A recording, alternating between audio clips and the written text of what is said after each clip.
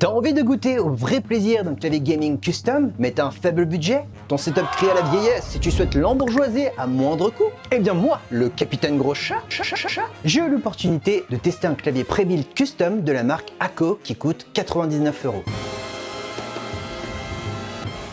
Le ACO 5075B+ arrive sous forme d'un bundle plutôt complet. À l'ouverture, on retrouve 4 gasquettes en silicone pour l'amorti lors de la frappe qui se placent à l'intérieur du clavier. Il y a également 5 switches linéaires Yellow Cream V3 en guise de remplacement si jamais vous avez une panne sur une des touches. On a également un keycap puller pour retirer les keycaps et sa pince pour retirer les switches. Ça c'est top parce que souvent dans les bundles à moins de 100 € c'est pas souvent fourni. Il y a également un set de keycaps supplémentaires blancs mais in Deutschland donc ça ne sert à rien. Un autre set de keycaps cette fois-ci en noir mais qui la sert de décoration pour le clavier avec des petites illustrations très sympa, un très long câble de 1,80 m, mais pas tressé, ça c'est dommage, et bien entendu le clavier mécanique pré-built qui veut dire pré-monté en français. Il est au format 75%, ce qui permet d'avoir toutes les touches nécessaires pour jouer dans le confort tout en laissant de la place pour votre souris, et il y a également les touches essentielles pour faire un peu de bureautique. Pour moi le format 75% c'est vraiment le parfait mix si vous êtes gamer dans l'âme et de temps en temps vous faites un peu de bureautique. Par contre les keycaps installés sur le 5075B+ sont au format ISO et plus précisément en QWERTY UK, qui veut dire United Kingdom, donc en anglais. En vrai, OSEF, parce que dessus on va appliquer des switches français.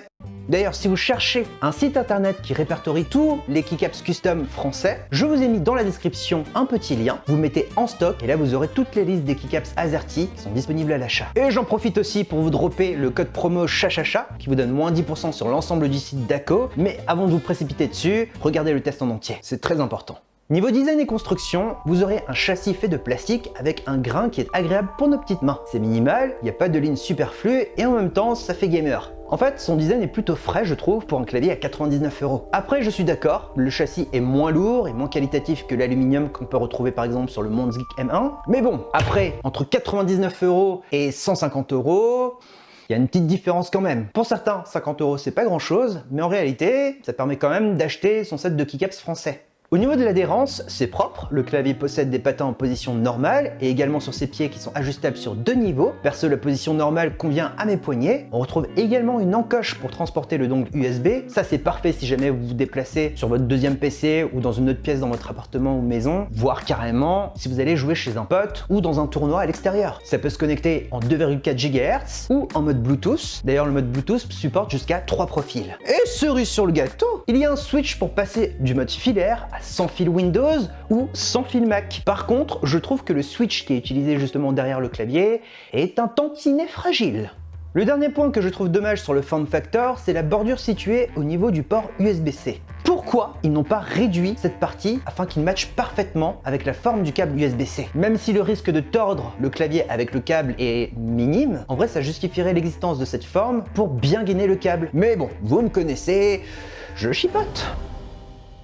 Côté ergo et confort, le 5075B+ de chez ACO est plutôt cool. Le potard est cranté, ce qui permet de bien doser le volume ou l'action qu'on a programmée. Dommage, j'aurais aimé avoir un potard texturé comme le châssis pour avoir une meilleure adhérence. Cependant, comme c'est un clavier custom, vous avez la possibilité de poser vos propres potards. Pour améliorer le clavier au niveau confort, que ce soit au niveau de la frappe ou au niveau sonore, il faut démonter le clavier. En général, pour faire ça, il suffit de se munir d'un tournevis et de dévisser celui-ci. Sauf que là, ce n'est pas possible. J'ai pas compris le bail, en fait, j'ai retiré tous les switches et je me suis dit, je vais voir des petites vis. Que nenni, que dalle! Pas une seule trace de vis. En fait, le clavier, il est clipsé avec le châssis et le fond du clavier. Certains vont me dire, ouais, mais peut-être que le clavier n'est pas pensé pour être ouvert. Oui, mais non. En fait, techniquement, je pense qu'il est pensé pour être ouvert parce que non, ils n'auraient pas fourni 4 gasquettes à mettre à l'intérieur du clavier. Du coup, je me suis renseigné sur l'internet et qu'est-ce que je vois? Il y a des personnes qui ouvrent carrément le clavier à la spatule. What?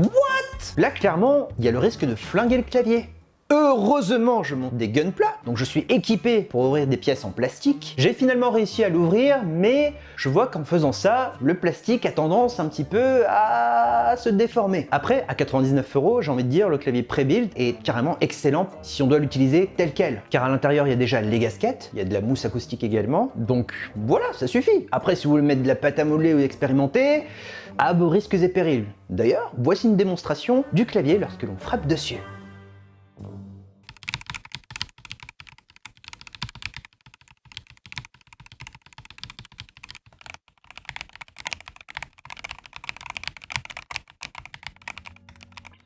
Le son est hyper agréable, ça claque mais en douceur, merci les Yellow Cream V3, et avec le Tempest Mode, bah c'est un vrai plaisir. Pour de l'entrée de gamme, franchement, c'est confortable et ça sonne bien. Sinon, au niveau des performances, eh bien, il a rien à envier au clavier gaming actuel qui coûte entre 120 et 150 €. On a de l'anti-ghosting, c'est-à-dire qu'on peut presser plusieurs touches à la fois. Le polling rate est cadencé à 1000 Hz, ça c'est genre la base d'aujourd'hui. Les switches Yellow Cream V3 sont des switches linéaires qui sont plutôt sensibles, ce qui permet d'avoir une activation rapide quand on joue à des jeux vidéo. Bien entendu, comme c'est du hot swap, si vous n'aimez pas le côté linéaire, vous pouvez passer sur du tactile ou encore du clicky. Après tout ça c'est beau, mais là, on va attaquer un point qui m'a rendu, j'ai envie de dire, chafouin. En fait, le 5075B+, que j'ai choisi avec des switches de couleur jaune, c'est pas ouf au niveau de l'éclairage RGB. Je m'explique. Comme ils sont teintés en jaune, lorsque j'ai envie de mettre du blanc, eh bien ça passe en jaune. Parce qu'en fait, il va prendre la teinte du switch. Et si maintenant vous avez envie de mettre du bleu, eh ben du bleu plus du jaune, ça donne du vert. Ce qui est un petit peu chiant si on veut pimper son setup avec des couleurs bien précises.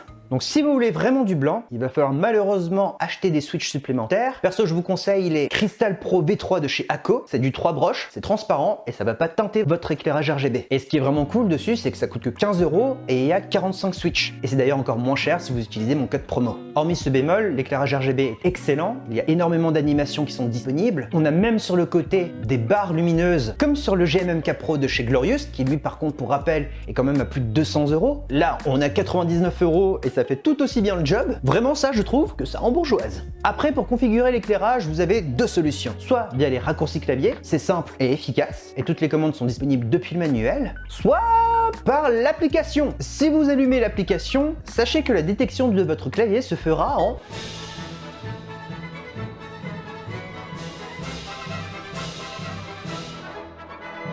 Autre point pas ouf, si on veut changer l'éclairage blanc de son clavier, il faut deviner où se situe le bouton pour changer la couleur. En fait, il est invisible et il sera visible uniquement quand vous aurez trouvé le bouton et changé la couleur. Et pire encore, si jamais vous souhaitez repartir sur du blanc, en fait, en choisissant le blanc, ce n'est pas tout à fait blanc, il faut se mettre à 255 sur le rouge, le vert et le bleu. Et bien sûr, quand vous aurez réussi à remettre du blanc, l'icône aura disparu. Je vais éviter d'en dire plus sur l'ergonomie de cette application, pour moi, ce n'est pas au point encore aujourd'hui. Privilégiez plutôt les raccourcis clavier qui sont disponibles dans le manuel. Après, si vous avez tendance à utiliser de la macro, ça risque de poser problème. Cependant, je croise les doigts pour qu'il y ait rapidement une mise à jour et pourquoi pas un firmware pour qu'il soit compatible sur VIA. Il est nettement plus avancé, c'est en ligne, ça ne consomme pas de ressources et c'est aujourd'hui pour moi l'application numéro 1 quand il s'agit de configurer des claviers custom. Pour l'autonomie, attention, dans mon compte rendu, j'ai noté qu'il faut faire littéralement des choix. Sans éclairage RGB, le clavier peut tenir environ une semaine, mais si vous activez l'éclairage RGB avec un éclairage à 100% plus des animations, ça tient moins de 4 heures. Vraiment. En fait, si vous voulez utiliser l'éclairage RGB plusieurs jours, je vous conseille fortement de rester à environ 10% au niveau de l'intensité de la lumière et de ne pas appliquer d'animation. Je sais que c'est chiant, mais voilà, il n'y a pas d'autre solution. Et si jamais vous souhaitez l'éclairage à 100% avec un maximum d'animation, en fait, restez en filaire tout simplement. En fait, je vois le mode sans fil que si vous souhaitez ne pas utiliser le RGB et je vous conseille fortement de régler la mise en veille depuis l'application car ça peut vous faire gagner quelques heures, voire peut-être quelques jours. À 99 €, le ACO 5075B+, est un beau clavier qui arrive avec plein d'accessoires. Même si j'ai employé des termes durs, ça reste un clavier pré-build custom confortable et réactif pour le jeu. Pour la partie customisation, là c'est un peu plus chiant. En vrai pour moi ça reste customisable mais jusqu'à 2 niveaux maximum, à savoir les keycaps et les switches. Si vous souhaitez l'ouvrir, vous pouvez, mais c'est pas quelque chose que vous pouvez faire plusieurs fois pour expérimenter. Car je vous le dis clairement, il y a le risque d'abîmer le châssis, même si vous utilisez des accessoires qui sont pas en métal. En vrai, pour un petit budget, ce clavier pré-build qui est prêt à l'emploi fait largement le taf. Faut juste vous dire qu'il faudra acheter des keycaps en AZERTY et potentiellement des switches transparents si vous voulez avoir un éclairage RGB fidèle à vos envies. Les switches et les keycaps, c'est un coût, mais avec le petit code, ça devrait faire baisser la note normalement de votre côté. Après, si vous voulez partir sur un clavier custom haut de gamme, mais avec un petit prix, définitivement, je vous recommande le Mondsgeek M1 que je vous ai présenté sur ma chaîne. C'est en aluminium, c'est lourd, les vis sont disponibles, le logiciel passe par VIA, c'est vraiment la crème de la crème pour moi pour débuter. Et d'ailleurs, depuis peu, ils ont mis en vente la toute nouvelle version de leur clavier qui est le M1W, qui veut dire wireless, donc c'est exactement le même clavier mais dans une version sans fil. Alors c'est en cours de test et je vais vous partager ça prochainement sur ma chaîne YouTube, donc je vous invite à vous abonner et à activer la cloche pour ne pas louper cette vidéo. J'espère que ce compte rendu vous aura plu. Si jamais vous avez des questions, l'espace commentaire est à votre disposition. Prenez le temps de me laisser un petit like, c'est rapide, c'est gratuit, ça permet d'épauler mon travail sur YouTube. On se retrouve d'ailleurs bientôt pour une nouvelle vidéo autour des gunpla ou de la tech. Sur ce, je vous dis à très bientôt, portez-vous bien, c'était le Capitaine Gros Chat, bisous!